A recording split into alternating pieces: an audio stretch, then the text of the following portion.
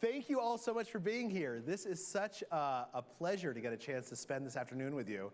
And before we dive in, let me just ask, is anyone's brain completely full? It's towards the end of the first full day of the festival. You're up to here? Okay, so our goal during this is to fill up your brain. So whatever space you have left over, we want to fill up. And luckily, you are here for a treat because we're going to talk about the future of healthcare, about where it's going with three folks from Mount Sinai who know more probably about healthcare than anyone I've ever interacted with. Let me start by introducing them. Dr. Kenneth Davis is the CEO of Mount Sinai. For those of you who aren't from New York, Mount Sinai is huge. It has 8 hospitals, 400 ambulatory sites. Dr. Davis's background is as a clinician researcher. He's done some of the groundbreaking research on understanding Alzheimer's and how to think about treating it. Dr. Sydney Hankerson directs the mental health equity research at the Institute for Health Equity Research and is a psychiatrist by training and has spent a lot of his time thinking about mental health, particularly in underserved communities. And then Dr. Robert Fields is a family doc who also serves as the chief People Health Officer for Mount Sinai. Did I get it right? Population Health. Population Health Officer, and thinks a lot about how we not only provide care, but how we pay for care. And so what we're going to talk about today is we're going to try and diagnose what the problems are in this system, both for patients and for people who have to pay for those patients. And how do we improve those? What are the solutions? And so let me start with you, Dr. Davis. You're a grandfather. How many grandkids do you have? 5. 5 grandkids. What are you worried when they become adults? What are you worried they might inherit that we want to try and prevent, given a decade, 2 decades of work we can do? Well, that's an interesting question. And usually, and these guys will tell you this, I'm a characterological pessimist. So it should be easy for me to answer that question. But characterological pessimism is a good thing to do when you have to run a big healthcare system where your margins are at best 0.5%. So to turn your question around, what I'd like to think about is not what I worry about, but what the world might be for them. And part of the answer is, I hope that the kinds of work that's going on at Mount Sinai and other places will cure cancer. The work that we're doing in the genetics of aging will make my grandchildren look back and say something like, can you believe it? They all died at about age 80. And we're going to live to like 150. I mean, I can't get over it. Because we are on the precipice of a revolution in biology that is equivalent to the revolution in physics that happened about 100 years ago. And 100 years ago, they would have never sat around and said, you know, there'll be nuclear energy. And you think about all the things that happened because of the revolution of physics. Well, the revolution of biology could do that. So when I think about my grandchildren, instead of my characterological pessimism, I think it's going to be great. It's potentially going to be a really different world, and I'm glad that at least we had the basis to make that happen in our generation. And do you think we're going to get there? I think we will. I mean, you know, obviously, there are decisions that have to be made at a governmental level about how well they fund science. Yeah. And we hope that it maintains or exceeds the percentage of GDP that it is now. But yeah, I hope it can. Yeah, I think so too. I think, Dr. Hankerson, let me ask you, you've spent your career thinking about how to deliver mental health services to folks who don't necessarily come through the front door. We can't count on them to do that. Tell me a little bit, how did you get there? Like, what was your path to psychiatry and to activism? Sure, thank you for that question. So my path to really trying to serve underserved communities started in 2003 with a groundbreaking paper that showed that across this country, regardless of a person's racial or ethnic background, and regardless of their religious affiliation, when people are experiencing a depressive episode, they first likely get care from their pastor, so from their faith leader, more so than they get care from psychiatrists or from primary care docs. And so our clergy are really frontline mental health professionals. And so that got me thinking that perhaps we could think about ways to translate the tremendous healthcare that is provided in healthcare settings into trusted community settings. And how could we create bridges between trusted community-based organizations and the wonderful science that is done at academic medical centers like Mount Sinai, and really bridge the bridge and connect people to care timely ways, in culturally relevant ways, and in quality ways. Yeah. And I want to draw these together. Let me ask first, Dr. Fields, you're a family physician, you're a clinician, and if I remember correctly, you actually opened your own practice in North Carolina that was not the most successful chapter of your life. From a financial perspective, tell me a little bit, I mean, you've been on the front lines of trying to figure out how to provide care. Yeah, it was the most expensive MBA you could ever imagine. I opened a practice straight out of residency with a good friend of mine with this idea that I would be doing that for the rest of my life, small community practice in the mountains of North Carolina. Didn't get private equity or venture money, which is now the way that people open practices these days. Went to a bank and mortgaged my house, did it the old-fashioned way, and we provided care for the only Spanish-speaking primary care practice in the entire 20-county region was the county health department. And so we opened a practice that was designed to be bilingual, front desk staff, very culturally competent care, and it was wonderful clinically. It was really successful in lots of ways in terms of what I learned, and clinically it was incredibly gratifying.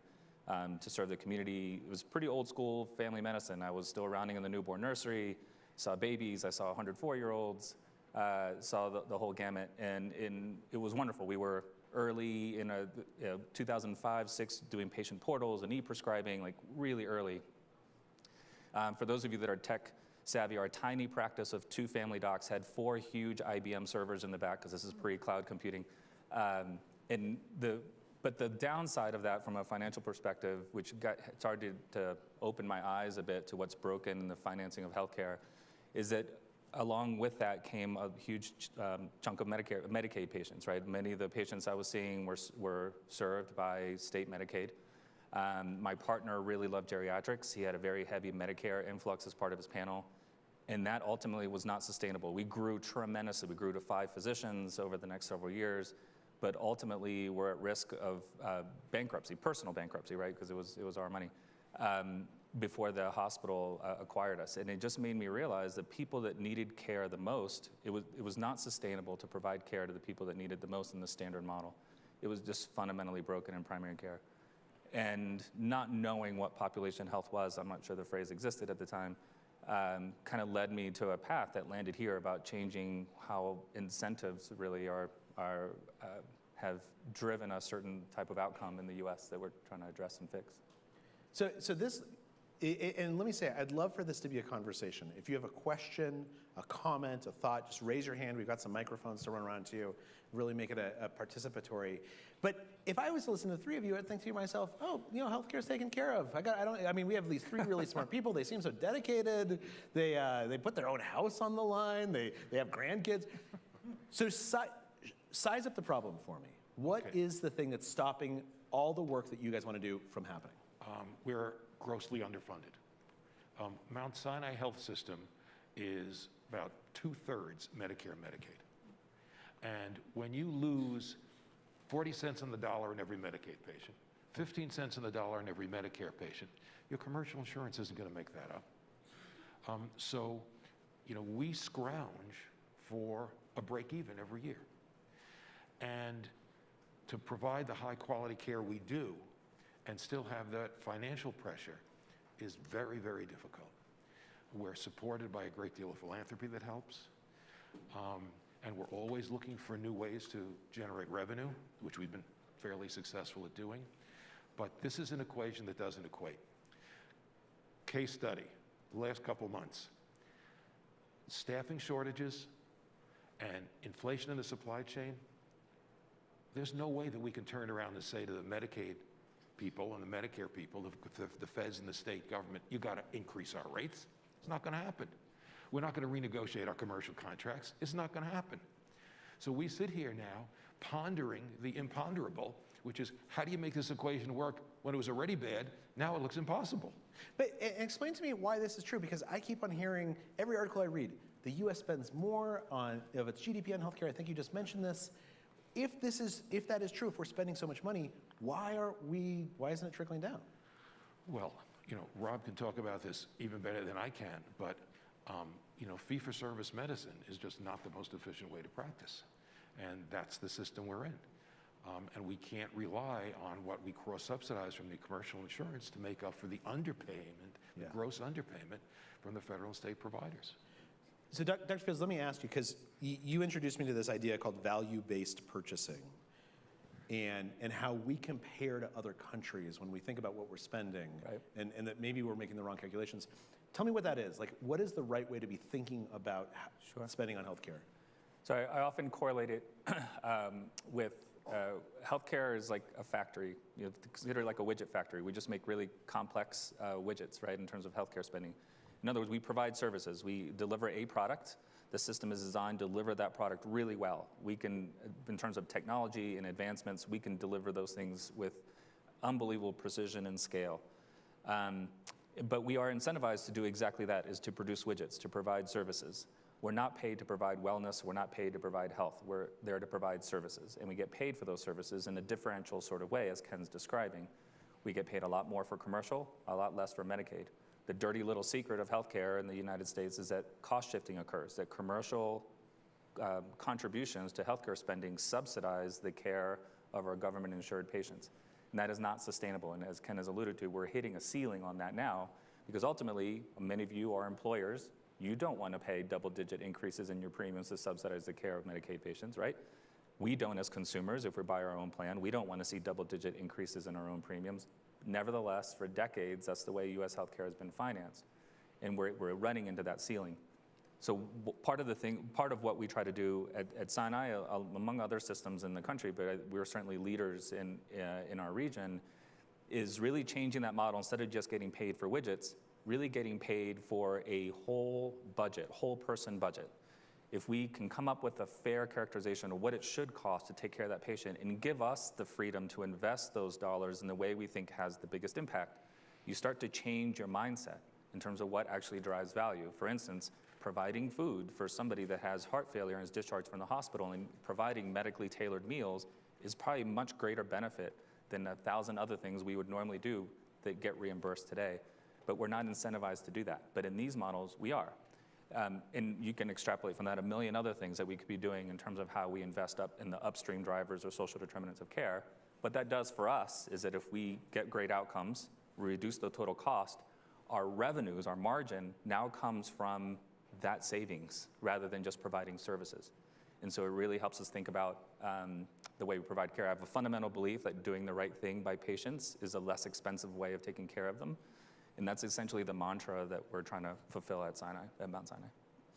Dr. Hankerson, you mentioned that the clergy is often the front line, and it occurs to me that in addition to talking about the whole person, and when talking about ways to offset the fact that Medicare and Medicaid aren't paying, that relying on community organizations like clergy could be a part of the solution. I know that you've worked with NYCHA, the New York Commission on Housing and Affordability, I think that's what it stands for, but public housing in New York, which there's a huge amount of, to try and get some of those services into people's lives before they're having a crisis.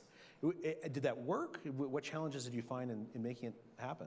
Well, I haven't worked directly with NYCHA, but I do want to reiterate Rob's point about social determinants of health.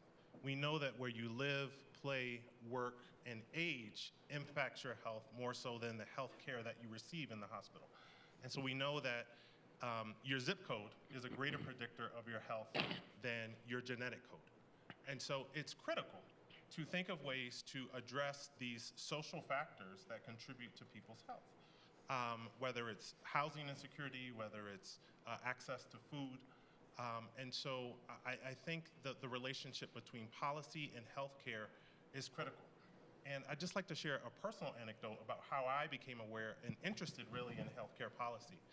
So my mother grew up in a small town in South Carolina, and she, at the time, Black adults were not permitted to deliver babies in hospitals because of the Jim Crow segregation laws.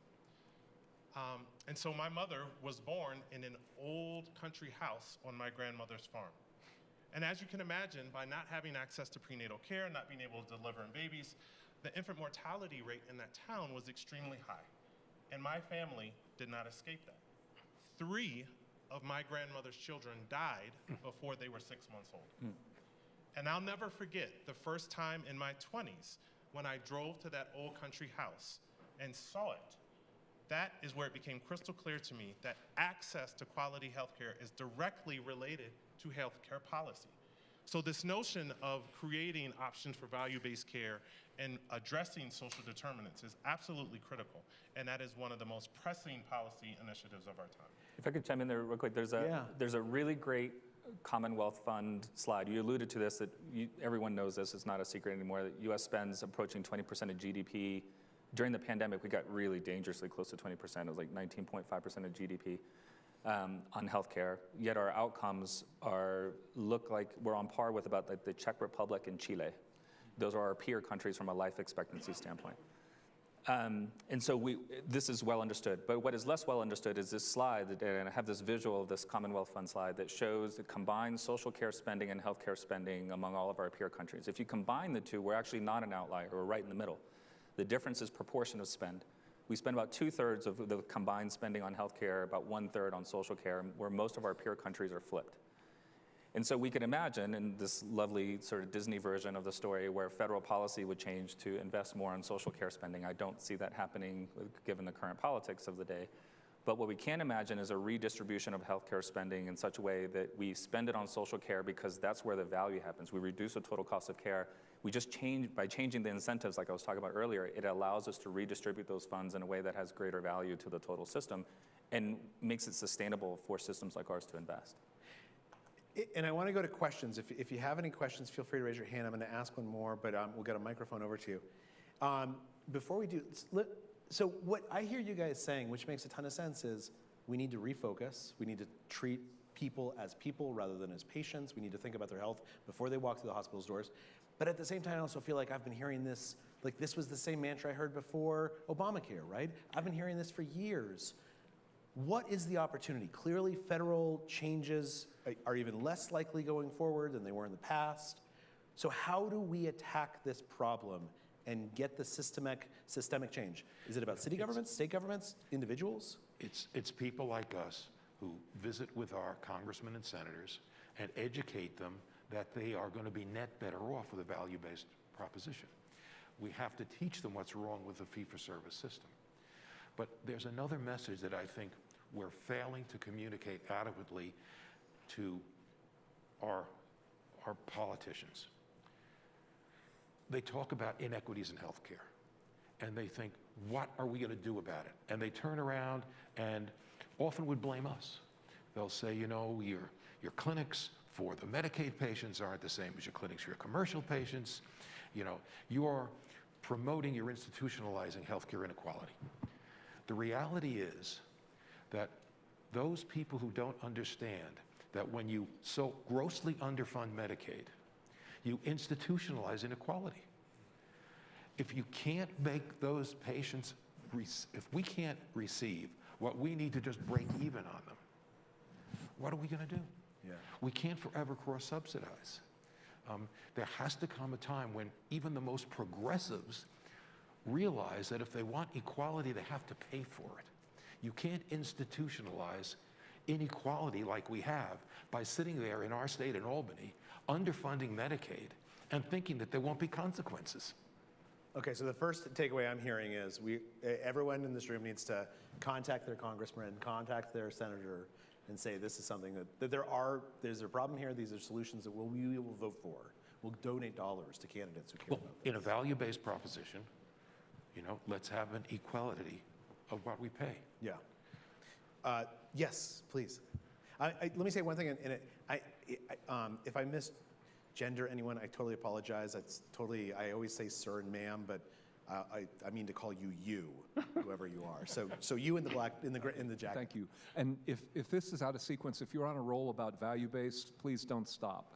But I'd love it, Dr. Davis, if you could comment on what I understand is a pretty stretched provider system. Health systems all over the country right now are apparently between the cost of nursing that have gone way up, the shortage of people, supply chain, and basically a cost structure that is now vastly out of line, maybe for short-term reasons, but for reality reasons, with the reimbursement schedules. And my understanding is it's really at the breaking point in a lot of places. I don't hear national dialogue, and if I'm generally right, I'd love it if you would comment on that. Welcome to discussions that I have at least 50% of the time today when I'm at work. What are we going to do about staffing shortages? What are we going to do about supply chain inflation? And we're not suddenly going to clone a bunch of nurses or, pulmonary techs. So there's a solution that is a little idiosyncratic to Mount Sinai, and then a solution that I think is more generalized. I'll start with the generalized solution. We have to rethink how we deliver care. We have to use lower licensed people at the highest level of their license. We have to form teams of providers that are a mix of different professions so that they can hand off the work to people of lower license who they supervise, because we're just not going to have enough people. And we're doing that. I mean, we're rethinking from the bedside right through to the ambulatory services. How do you remission people? Hey, can I ask one question on that? When you say lower level, are you talking about mid-levels? Physician assistants. Nurse practitioner? Are you going to physical therapists, pulmonary Everybody. techs? Yes. Okay. Yes, everybody. Now,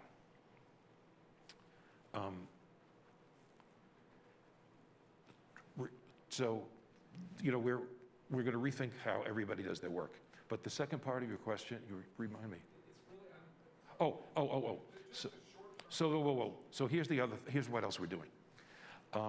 We have a good fortune that we run a nursing school. It's called the Phillips School of Nursing. What we've done is we are now, over the next year, going to double the size of that school, so that within a year or two, with people that we're bringing in, nursing assistants and people who need 2 years instead of people who need 4 years, but in the 4-year program, we'll double the number of nurses that we turn out. We're also providing free tuition for those people who commit at least 2 years to stay in our system. So at the Mount Sinai Health System, because we have a feeding nursing school, we're going to be able to deal with the nursing shortage. What that speaks to is the deficiency across the country in nursing education. We need more nursing schools, and those that we have need to grow. When you ask them, why can't you take more nursing students, they say there aren't enough teachers here, or they'll say the facilities are too small. That has to be something that we address at a governmental level. So we can deal with it, but I think as a nationwide problem, we have to address the underfunding in nursing education. Dr. Hankerson, Dr. Phillips. Well, I was just going to add one more thing that I think Kent is alluding to. That as much of the efforts as we're going to try to put in to make up, because there's a physician shortage as well, and I mean there's a shortage all the way through the entire labor force in healthcare. But I was in a talk earlier today about teachers going through the same process, where we're using a medical term, hemorrhaging teachers, right, in our system, but we're also hemorrhaging nurses and physicians, et cetera. And so it requires, I mean, of course, increasing the supply, but it does require a fundamental change in the delivery model, as Ken is alluding to. The inhibitor to that, or the barrier to that, goes back to the incentives and financing, right? For example, a outpatient practice is primarily only reimbursed for a face-to-face visit, or now, since the pandemic, a televisit. It's the only thing that we get paid for. There are dozens of other interventions that would get you to the same or better outcome for the individual seeking care that don't require either of those two options, but they are not sustainable. We get zero reimbursement for anything else other than those two things. So if you're forcing all types of delivery into essentially two models of care, which all require some sort of physician intervention, so you have a limited supply of physicians, your only form of reimbursement is going through physicians or advanced practitioners, that's a misalignment, right? It's very difficult to innovate on delivery if you're only incentivized in really narrow-minded ways. And so it all feeds into each other. It's hard to, one of the advantages of a venture or private equity-backed group is that they are free to deliver and innovate like crazy without having to prove they can be sustainable or make any money, right? And we're not in that sphere. We literally serve everyone that walks through the doors and have to deliver to everyone. We are morally obligated to do so, but also legally, by the way, obligated to do so. We must innovate in order to do that, but that requires some support on the way we are funded to allow us to have a little more creativity in how we do that. That makes a lot of sense. Dr. Hagner, let me ask you, because psychiatry strikes me as one of those places where, when it comes to mental health services, we have a lot of folks who are unlicensed, unrecognized as providing mental health, whether they're a social worker, whether they're a minister, whether they're someone who plays that role in an apartment building. In addition to thinking about how we change the financing, is there an aspect of what Dr. Davis is saying that expands into our community in a way that people become medical providers who are not accustomed to thinking of as medical providers? And is that important? That's critically important. So just to give some context, so my research focus is major depression. The economic burden of depression among US adults is $326 billion per year. So depression is a huge issue, right? That is often underdiagnosed and undertreated, especially in communities of color.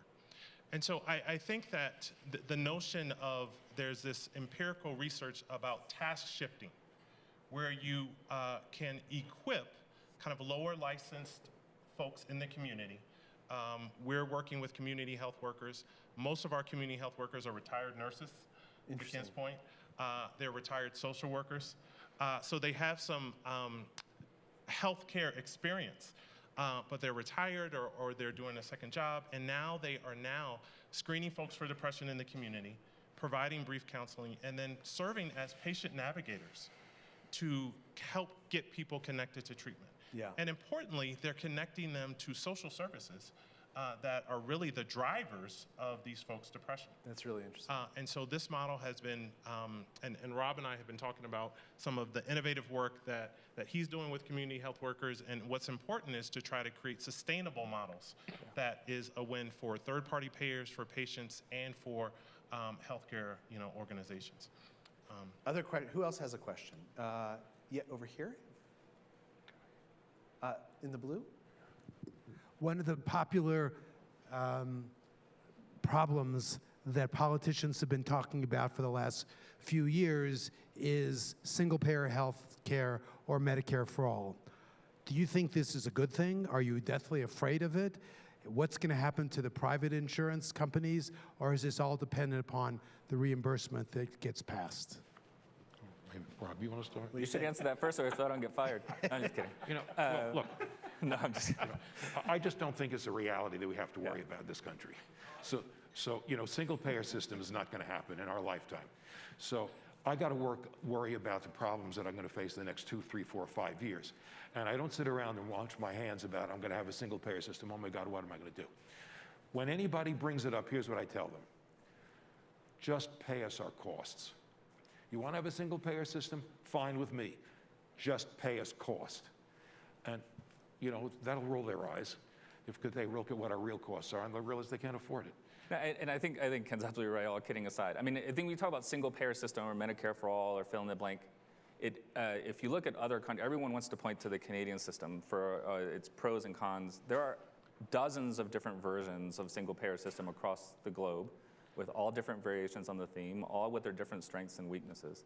And so maybe it's a solution, but to Ken's point, it's really, I don't think we care where the reimbursement comes from as long as we're reimbursed fairly to deliver the care that we need, right? I mean, I don't, in fact, there may be a lot of administrative savings, frankly, if there were one payer to deal with knowing how many times we have to go to court to just get the money that we're owed from the private payers today.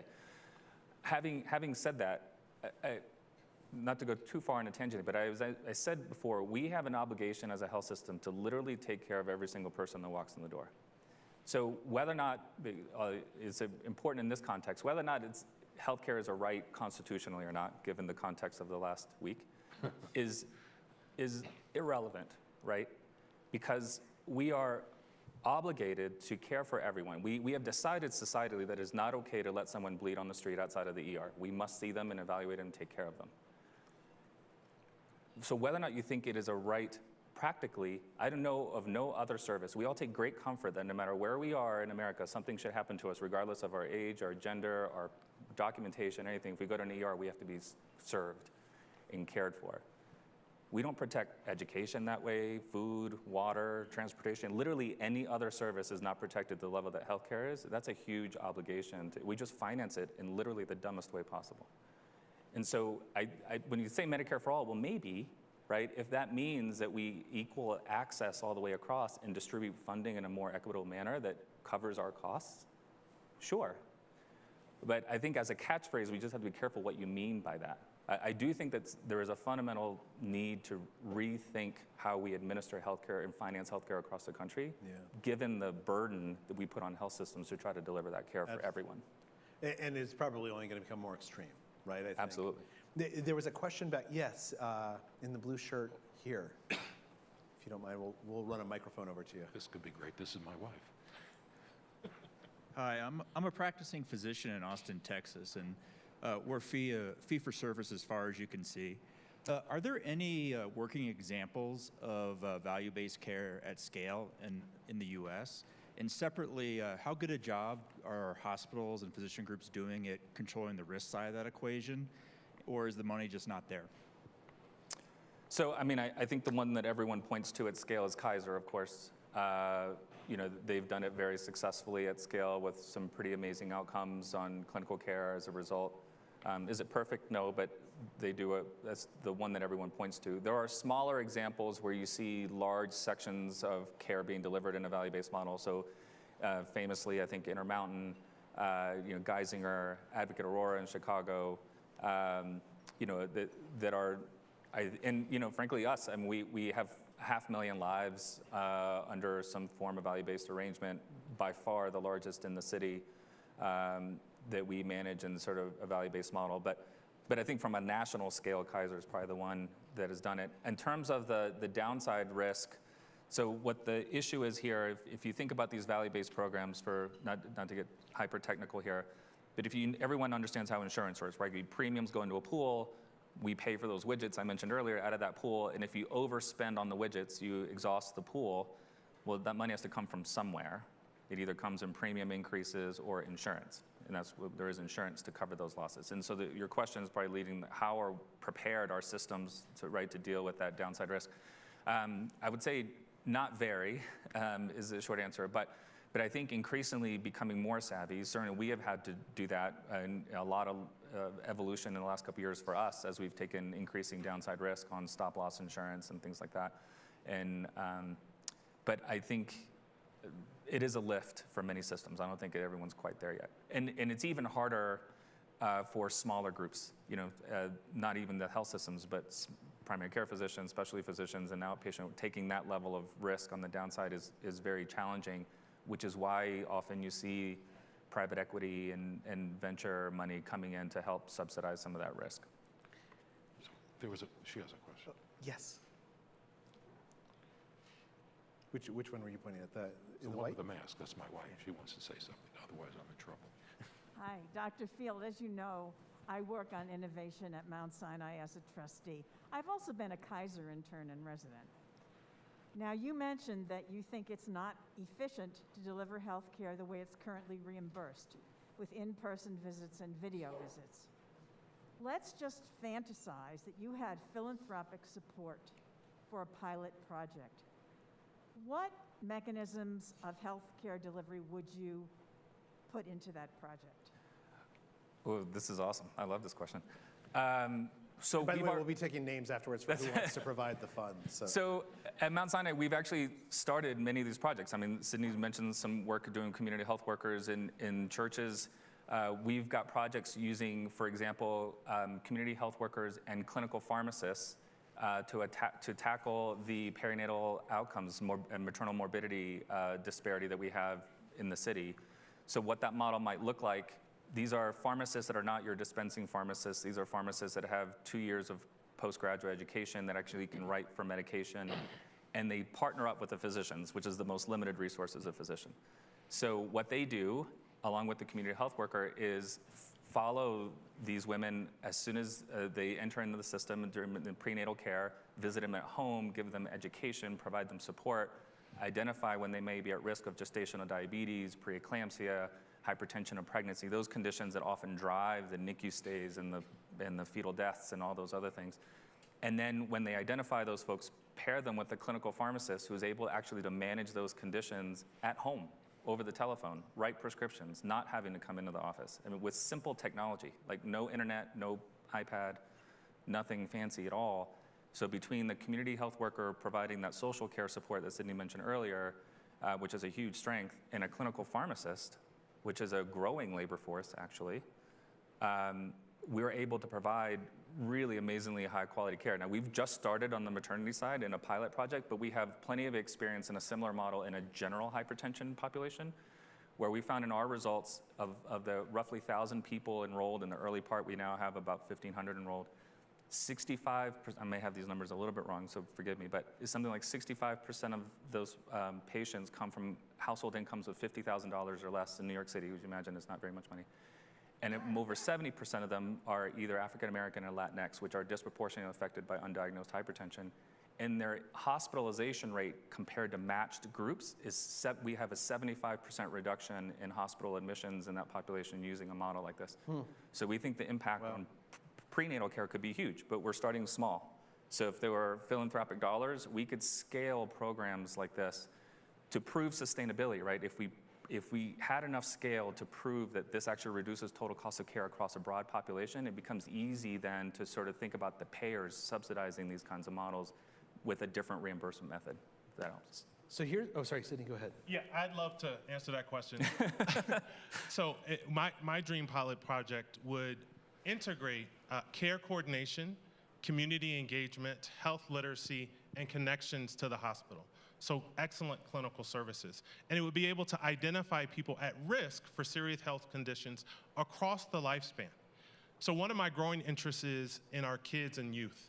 We know about the rise in suicide and mental health challenges in our kids. I was fortunate to get funding from the American Foundation for Suicide Prevention to try to implement a program called Youth Connect, which really builds social connections, increases awareness about depression and suicide risk factors, and also provides mental health literacy for parents. And so I think figuring out how to engage kids early, as well as thinking about family-based models, would be critical. And then for our adults, building off of what Rob said in terms of linking people to community health workers and that model. And then certainly for older adults, you know, as baby boomers are getting older, certainly Dr. Davis can speak to Alzheimer's disease much more eloquently than I, but certainly wanting to identify people at risk for disease and getting them connected to care, I think would be critical. So that would be a dream pilot project, linking community engagement, literacy, and connection to services. Let me make a point here, which my wife Bonnie knows about, but I think others ought to hear. Bonnie just asked the question. You know, the problem that I'm a neuroscientist, and when I listen to the questions of, well, why can't we deliver better care? Part of what I think about when we hear about depression is we really haven't had a breakthrough in depression psychopharmacology for nearly 60 years. We have a little bit of ketamine, but by and large, science of antipsychotics, antidepressants, anti-anxiety, hypnotics, it's 60 years old. Why is that the case, and why does it continue that way?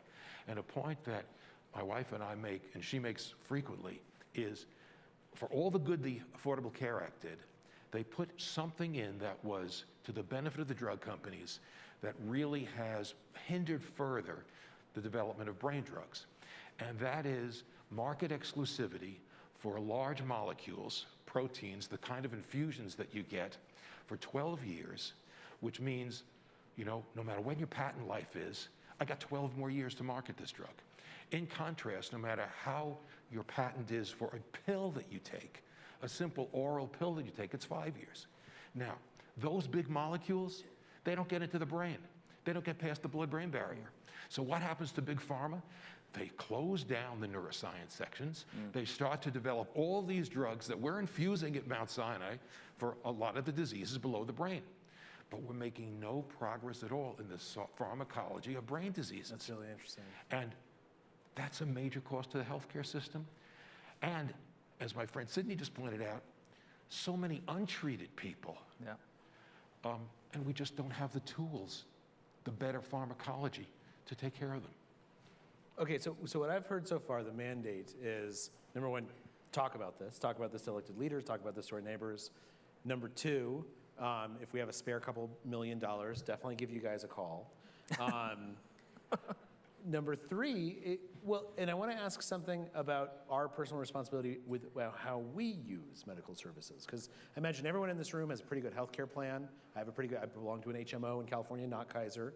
And I will say, I run that thing like crazy. I wanted to get Victoza because it helped me lose weight. I have no history of diabetes. And I just browbeated the insurance company for 3 months, and then they started paying for Victoza, right? I am an abuser of our current system to my own benefit. Should I feel bad? Am I part of the problem? Well, yes. I mean, we're all part of the problem. That's that, not to quote this person, but healthcare is actually complicated. That was correct. But we all bear some amount of responsibility, right? The payers certainly do, government certainly does, systems certainly do, and all of it is around incentives. But also consumers do as well. New York in particular is a great example. So an average Medicare beneficiary total cost of care where I was in North Carolina was just shy of $8,000 a year. In New York, it's about $14,000 or $15,000 a year. Not because they're almost twice as sick in New York. It's just the patterns of utilization and how people seek care are different in New York than they were in North Carolina. People saw me, I'm a primary care physician, so in North Carolina they would see their primary care physician 3 to 4 times as much as a specialist. In New York, the ratio is 0.4, 0.7. It's just, there are definitely behaviors on the consumer side that drive a pattern of utilization that can be really costly. We want what we want. Yeah. And Lord knows as soon as our deductible is met, and everyone's getting that MRI they always wanted, right? Because they don't have to pay any out of pocket. All I got to do is make a couple of phone calls. We're still consumers in the end, right? And we want what we want. And so, yeah, there's a little bit of responsibility. Let me ask the doctor side of that. One of my colleagues at the New Yorker at Tulgawande a number of years ago wrote a piece about 2 towns in Texas. Yep.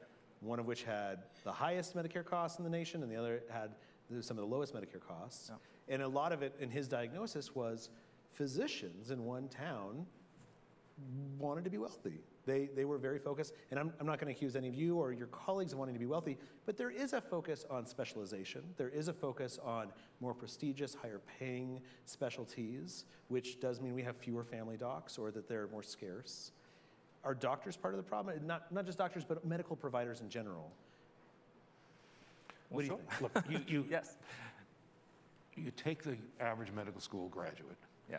He's got a huge debt. He looks at that debt and he says, gee, I really would like to be a primary care physician, but how am I going to ever pay all this debt? And then he sees down this, during the residency, during his rotations, he knows that those cardiothoracic surgeons, they're making a fortune. And those orthopedic surgeons, they're making a fortune. And they get to schedule everything. So what do they do? I mean, we now have an excess of specialists and a deficiency in primary care doctors. It's a triangle, backwards. We would like to have more primary care doctors and fewer specialists, but that's not what we have. And until we change those incentives, that's what we're going to have. Psychiatrists the same way. Yeah. No, medicine is funded by procedures. And psychiatrists, we don't do procedures. So it's a huge issue. Okay, so we have just a minute and a half left. And if anyone does have any questions, I invite you to come up. I'm sure. Oh, okay, go ahead. Right here. This is more of a processing question for me. I'm thinking about this blue skies conversation, not outside, no. About what it would look like to be able to put together a model that really does deliver care. And I'm thinking particularly about the prenatal structures that you both had shared, both personally and professionally. And credit to the young woman who I worked with over the past year, but I'm wondering about the role of perhaps doulas or midwives in those sort of spaces, and how trainings, programs, initiatives maybe could come about to fill those gaps. I'm just wondering thoughts on that. Yeah, I think that really spoke to Ken's point about really training up a cadre of different professionals. When my wife and I had our 2 girls, we certainly utilized the services of a doula in addition to our OBGYN, and we found it critically, valuable. So I think it's critical to kind of build up really an army, a cohort of various healthcare providers at different levels. We're almost at, go ahead, sorry. Just quickly, I mean, I think it goes back to the incentives problem, though. Like, if you have means, you can invest in that. How do we get those same interventions that are proven to work across all populations? It kind of goes back to there aren't incentives to do that today, and the individuals often can't afford to do that. So it's tricky. So let me just ask one last thing, just a quick wrap up. What do you hope that folks in this room will do tomorrow, will do next week, next month, based on hearing this, that you think will move the needle? I mean, for me, it's, understand the inequality in payment, and that your legislators are underfunding Medicaid grossly, and as a consequence are institutionalizing inequality in healthcare. Yeah. And for me, in addition to the inequalities in payment, it's really developing models that address social determinants of health. We know that education, food access, housing access really drives healthcare challenges. And so it's really thinking about how can we develop models to fund that in a sustainable way. Dr. Fields, do you have any?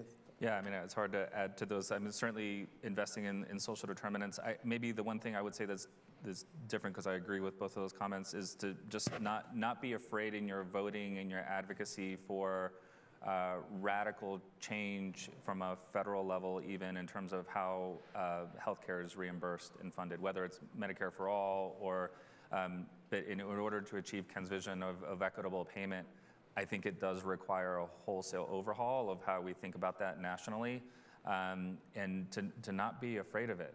Actually, CMS actually does a really good job, even though it's maligned in lots of ways.